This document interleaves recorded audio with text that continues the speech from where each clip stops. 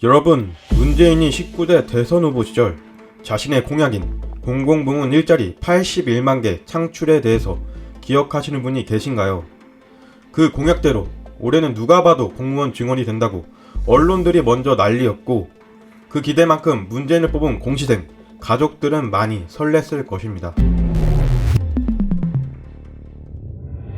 그런데 이게 웬걸? 실상은 박근혜 정권일 때보다 더 적은 공무원을 채용할 것이라는 계획이 밝혀졌다고 합니다. 경찰 공무원 채용을 한 예로 2015년 박근혜 정권 당시 경찰 공무원 채용 계획을 보면 공채, 특채 합쳐서 총 7,626명입니다.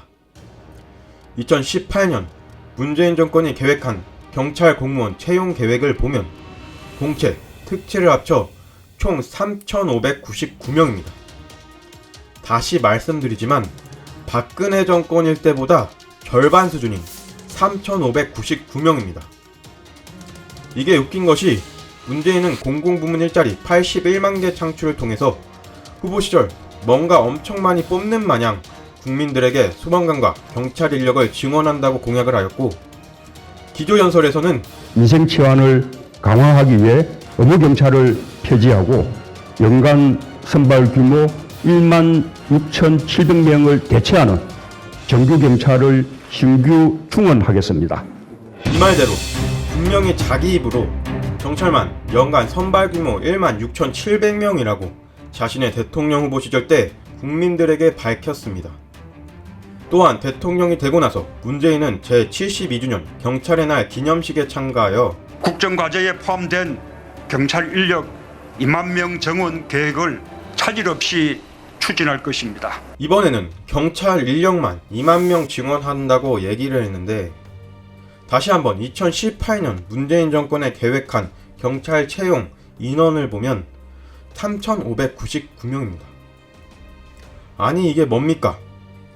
당신의 공약 때문에 고대하고 기대하며 1점이라도 더 받으려고 밤낮없이 공부하는 기존 공시생들이 뭐가 되는 것입니까? 경찰 공무원뿐만 아니라 다른 시험도 마찬가지입니다. 일반 행정직 공무원은 지난해보다 겨우 83명이 늘어났다고 합니다. 결국 공무원 시험을 준비하는 공시생들은 문재인에게 농락을 당한 기분이라며 울분을 터뜨리고 있습니다. 단순 말장난을 통해서 국민들의 환심을 산 표를 통해 대통령이 된 문재인 때문에 기존 공시생뿐만 아니라 공무원 증원 소식에 공시 공부를 시작한 청년들부터 공부 열심히 하라고 생활비 주고 자식의 인생을 응원하는 부모들의 삶까지 완전히 무너져 버렸습니다. 애초에 저는 문재인의 공공부문 일자리 81만 개 공약 자체가 말도 안 된다 생각하고 반대를 하였지만, 국민들을 상대로 대놓고 거짓말치는 문재인 정권은 정말 규탄을 받아야 한다고 생각합니다.